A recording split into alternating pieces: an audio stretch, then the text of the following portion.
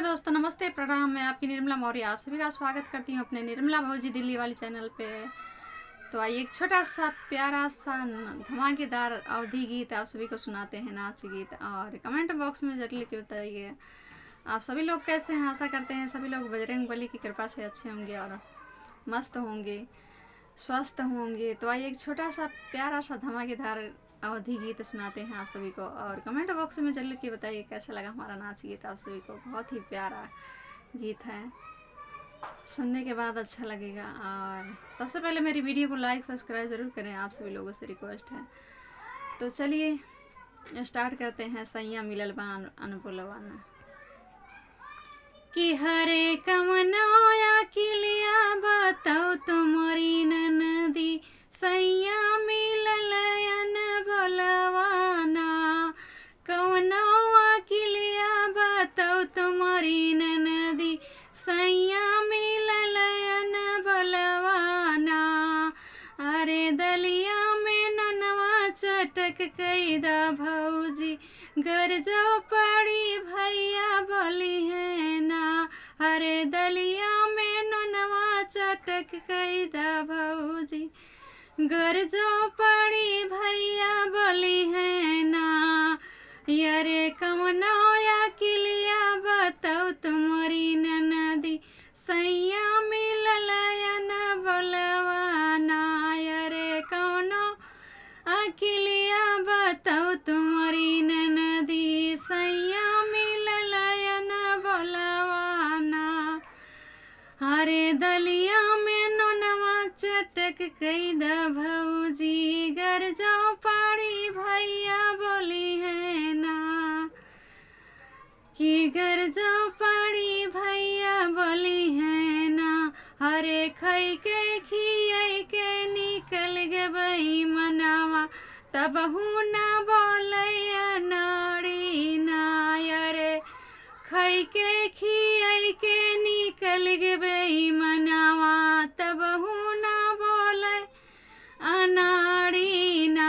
अरे कवनोया किलिया बताओ तुम्हारी ननदी सैया मिलल बोलवाना। अरे कवनोया किलिया बताओ तुम्हारी ननदी सैया मिलल बोलवाना। अरे लटवा के पनिया गरम कैदा भौजी घर जाओ पड़ी भैया बोली है ना। यारे लटवा के पनिया गरम कैदा भौजी घर जाओ पड़ी भैया बोली है ना। अरे घुट के घुटई के निकल गई मनवा तब हूँ ना बोले नाड़ी ना। यारे घुट के घुटई के निकल गई मनवा तब हूँ ना बोले नाड़ी ना। यारे कौनोया किलिया बताओ तुम्हारी ननदी सैया मिलल बोलवाना। यारे कौनो अकिलिया बताओ तुम्हारी ननदी सैया मिलल बोलवाना।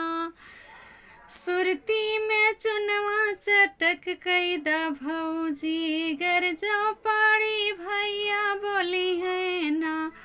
यारे सुरती में चुनवा चटक कैदा भौजी घर जाओ पड़ी भैया बोली है ना।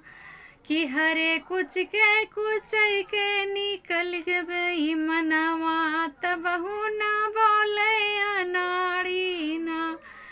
कि अरे कुछ के निकल गई मनवा तब हूँ ना बोले नाड़ी ना। हरे कवनोआ किलिया बताओ तुम्हारी ननदी सैया मिलल बोलवाना।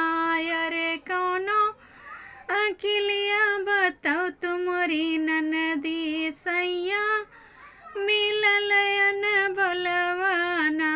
अरे सजिया से तकिया हटावा मोरी भौजी घर जो पड़ी भैया बोली है नायर सजिया से तकिया हटवा मोरी भौजी। घर जो पड़ी भैया बोली है ना अरे सुत के सुतई के निकल गई मनवा तब ना बोलैया नाड़ी ना। अरे सुत के सुतई के निकल गई मनवा तब ना बोलैया नाड़ी ना। अरे कौनो अकेलिया बताओ तुमरी नदी सैया मिलल न बोलवाना। सो प्रिय दोस्त, मेरा गीत समाप्त हुआ, विवाह गीत, और आप सभी लोगों से रिक्वेस्ट है धमाकेदार अवधि गीत को ज़रूर सुनिए और अपना प्यार भरा दुलारा आशीर्वाद जरूर दीजिएगा। अवधि गीत है ये, देहाती जिसको बोलते हैं, देहात का गीत है। तो सबसे पहले मेरी वीडियो को लाइक सब्सक्राइब जरूर करें और अपना प्यार भरा दुलारा आशीर्वाद जरूर दें। इस गाने को बहुत सारा प्यार दीजिएगा क्योंकि बहुत ही अच्छा और प्यारा सा धमाकेदार गीत है।